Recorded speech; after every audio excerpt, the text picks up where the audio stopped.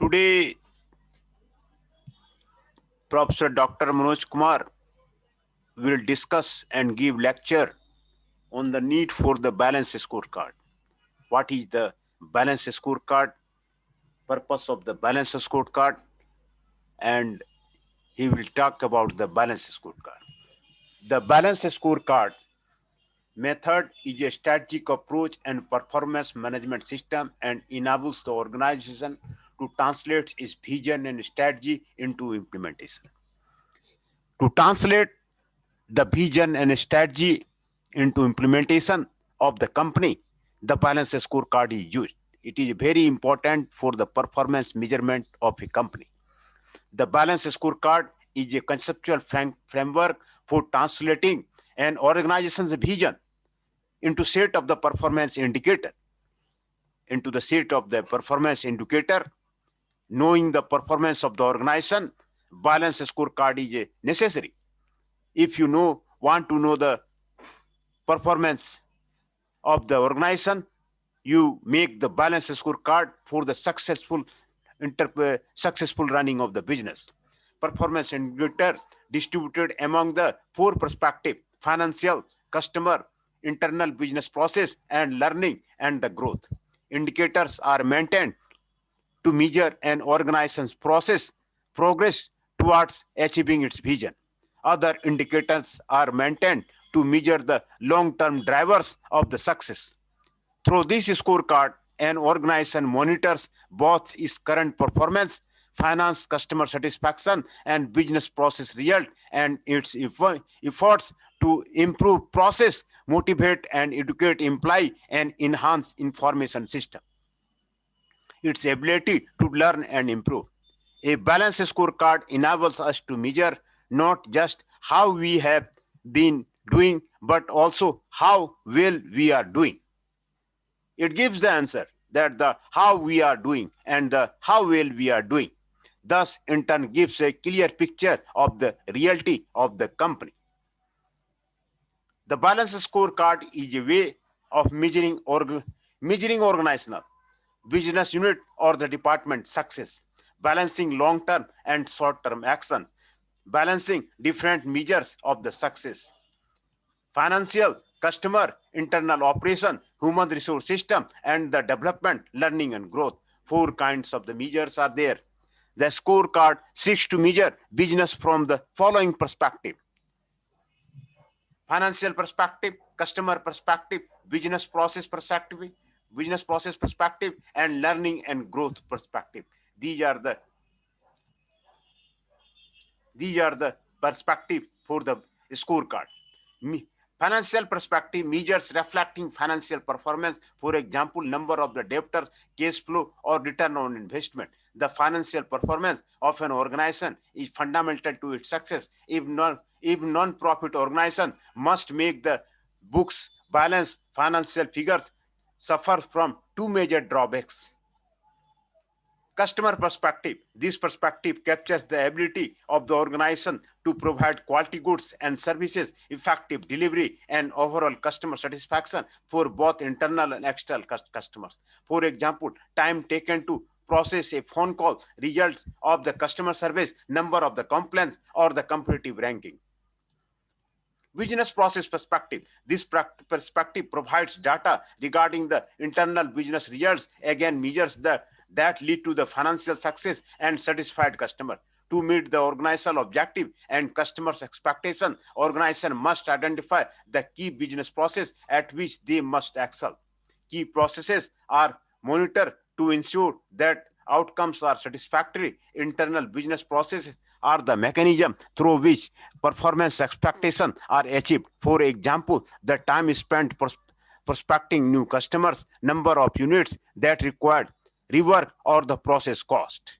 Then you can know about the business process perspective. Learning and growth perspective. This perspective captures the ability of the employee, system, and organizational alignment to manage the business and adapt to changes. Process will only succeed if adequately skilled and motivated employees supplied with accurate and timely information are driving them. In order to meet the changing requirement and customer expectation, employees are being asked to take on dramatically new responsibility that may require skills, capability, technology, and organizational design that were not available before. It measures the company's learning curve, for example, number of the employees suggestions or total hours spent on staff training.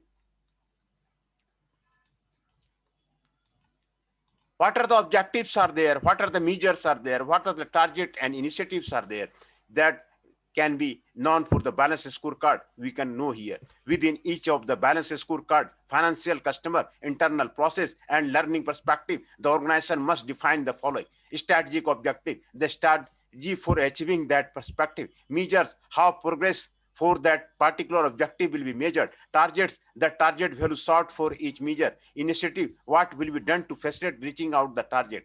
The balance scorecard provides an interconnected model for measuring performance and resource around four distinct perspectives: financial, customer, internal, process, and motivation and learning.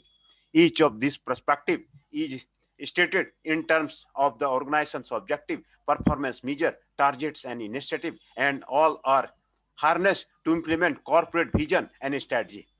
The name also reflects the balance between the short and long-term objective, between financial and non-financial measure, between lagging and the leading indicators, and between external and internal performance perspective. Under the balance scorecard system, financial measures are outcome, but don't give a good indication of what is or will be going on the organization.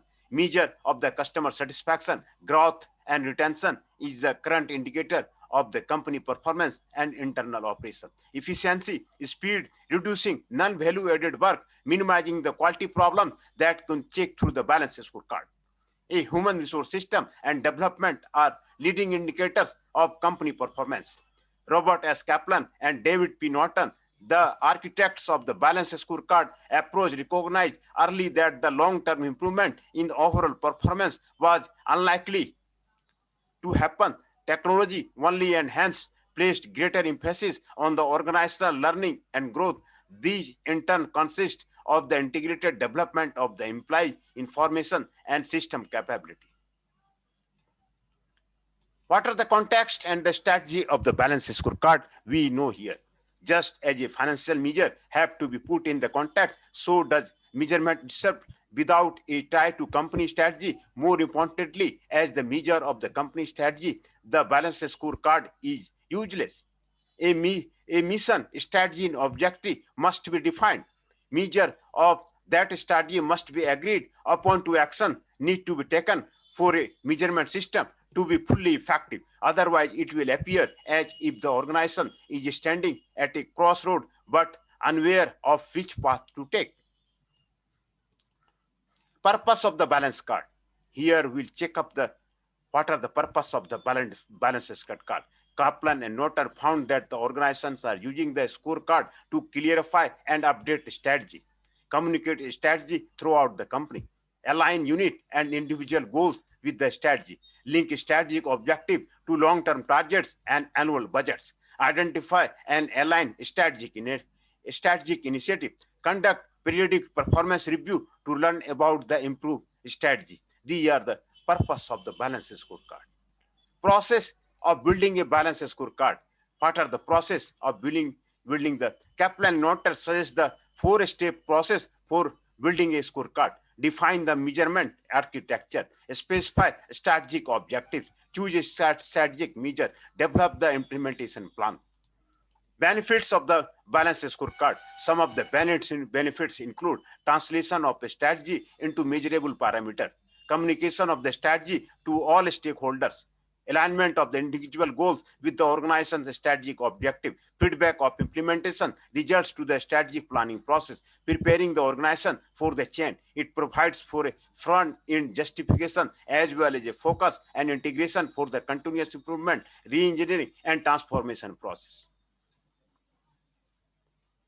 Now we know what the balance scorecard for the enhancing performance. In such constantly shifting environment, management must learn to continuously adapt to the new strategy that can emerge from the capitalizing on opportunity for countering a threats. A properly constructed balanced scorecard can provide management with the ideal tool in reacting to the turbulent environment and helping the organization to correct the course of the success. A scorecard provides manager with the feedback, thus enabling them to monitor and adjust the implementation of their strategy, even to the extent of the changing the strategy itself. In today's information age, organization operate in very turbulent environment. Planned strategy through the initiated with the best of the intention and with the best available information at the time of planning may no longer be appropriate or valid for the contemporary condition. A companies have applied the balanced scorecard. They have begun to recognize that the scorecard represents a fundamental change in the underlying assumption about the performance measurement. The scorecard puts strategy and vision, not control, at the center. It establishes goals, but assumes that the people will adapt whether behavior and take whatever actions are necessary to arrive at these goals. These measures are designed to pull people toward the overall vision. Senior managers may know that the end result should be what the cannot be tell employee exactly how to achieve that result because the condition in which the employee operate are constantly changing.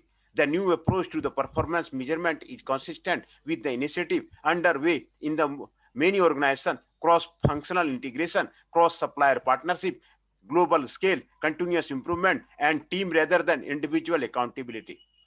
By combining the financial, customer, internal process, and innovation and organizational learning perspective, the balanced scorecard helps managers understand, at least implicitly, many internal relationships. This understanding can help managers transcend traditional notation about the functional barriers and ultimately lead to the improved decision making, problem solving, and enhanced performance. The balanced scorecard keeps organization moving forward. Key factor rating. It is a method that take into account the key factors of the several areas, then set out of evaluate performance on the basis of these. This is a quite comprehensive method as it takes a holistic view of the performance area in an organization. Responsibility center control systems can be established to monitor a specific function, projects, or division. Responsibility center are used to isolate a unit so that it can evaluate separately from the rest of the corporation. There are 5 major types of the responsibility center: cost center, revenue center, expense center, profit centers, and the investment center. Each responsibility center has its own budget and is evaluated on the basis of the performance. Network techniques such as a program evaluation review technique, but critical path method, CPM, and their variants are used extensively for the operational control of the scheduling of the resource allocation in the project. When network techniques are modified for use of the cost accounting system, they become highly effective operational control for the project cost and the performance. Management by objective, MBO. It is a system proposed by the Ducker, which is based on a regular evaluation of the performance against the objective, which are decided upon mutually by the superior and the subordinate.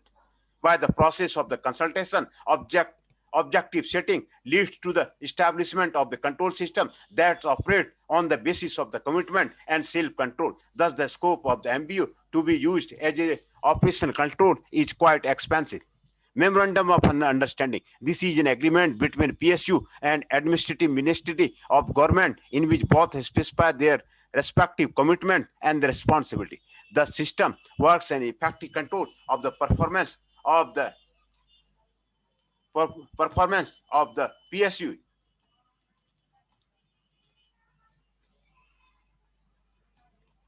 Balance scorecard, a concept for the future. Why it is difficult for successful company to remain so on a continuous basis? It is because of the company only focused on the financial numbers.